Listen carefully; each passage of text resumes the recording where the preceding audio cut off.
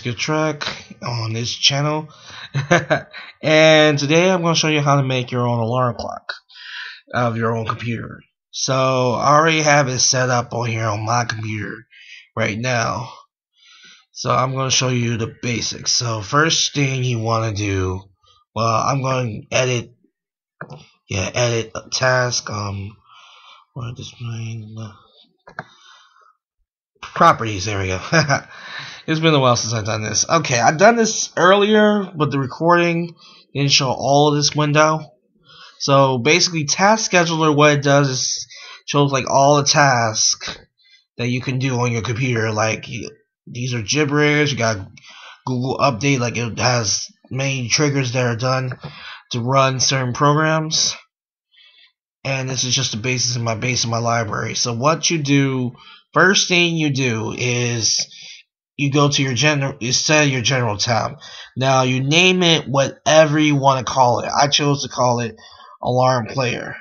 Now you could set a location as to where to find it so you can edit it. That's optional. You don't have to mess with this.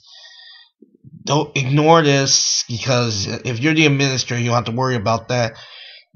And then put in your description. My description says to start to play music at 6:40 a.m. in the morning.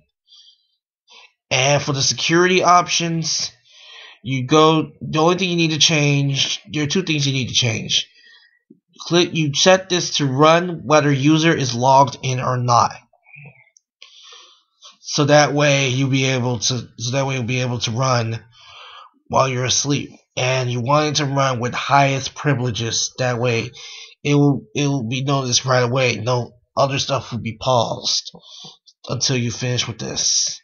Next, you go to your triggers page, and your trigger is basically saying when you create a task, you specify the conditions that will trigger the task. So here you can change like how it works. So I'm going to click this and edit. Now with this you can make multiple ones. You can make multiple triggers, so that way you can have it run different times. If you had college, you don't have to wake up to a certain time, or you can have it set at one time in a generic sense. I set it as one time, so that way it's simpler. I can wake up and have extra time to do stuff. So you can choose it to do it once. You can make it do it daily, monthly, or weekly. Now if you're doing an alarm clock, you want it to be weekly.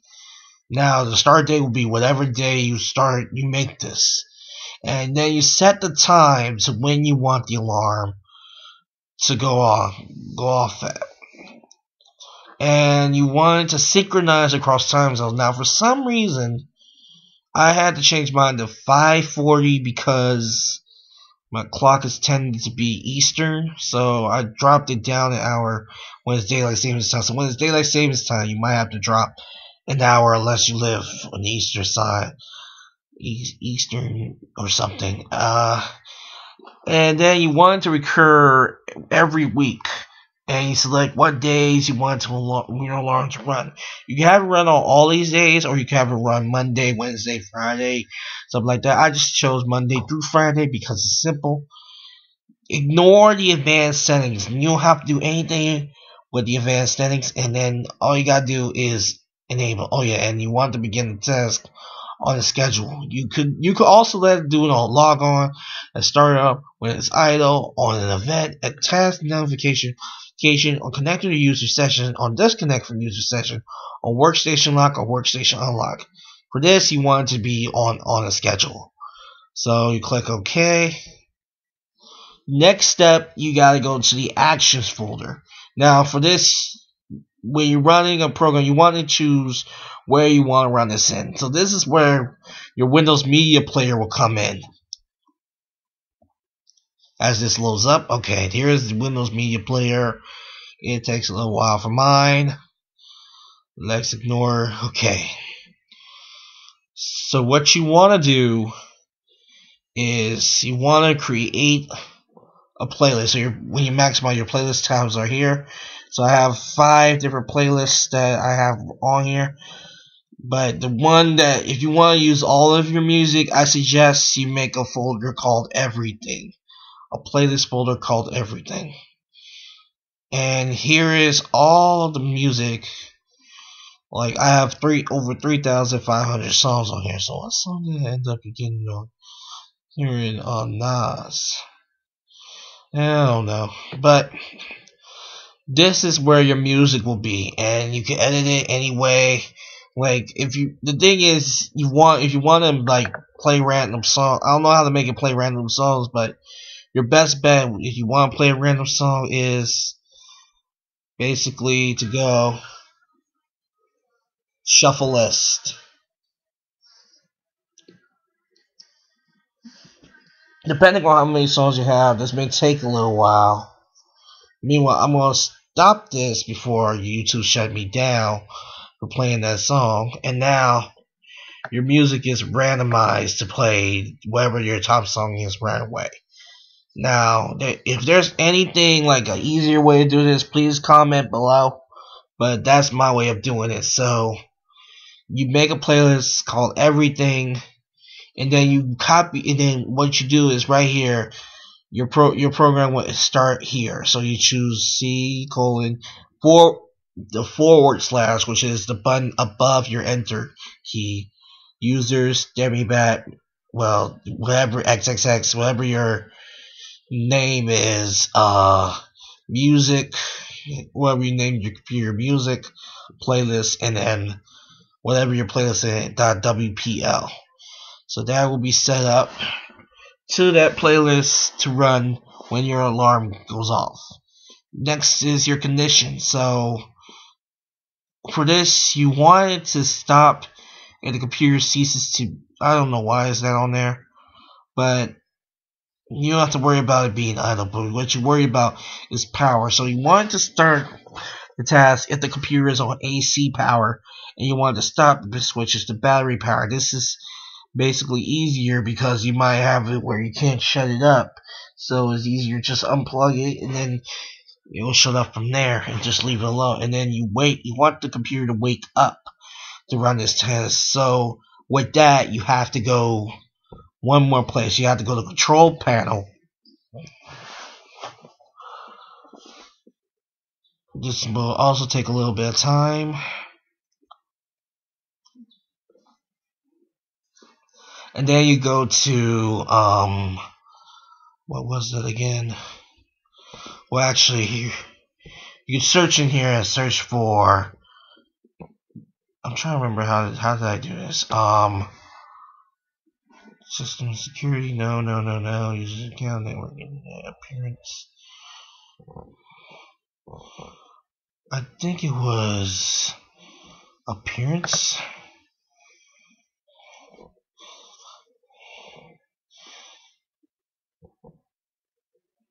Hardware and sound. Yeah, hardware and sound. Okay, here we go. Hardware and sound, power options. So you go to the power options. You can change your battery settings. So right now, like, this is not really important though. So what you need to do is change plan settings. So have it on balance so that way it can run easily. And you go to advanced power settings. So here is where this comes in. So you click the sleep tab, it'll wind up.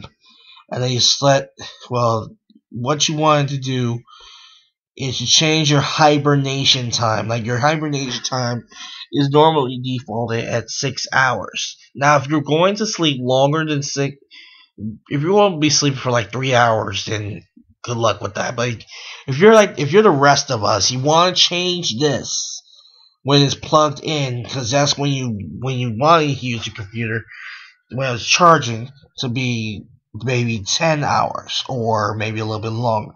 So I set mine to 600 minutes, 10 hours, so that way I can easily hear my alarm can go off before when I go to sleep, it will go off and I won't have to worry about it cutting off on me. Now I could make this longer, and then that's all you need to do for your alarm. So there, click OK.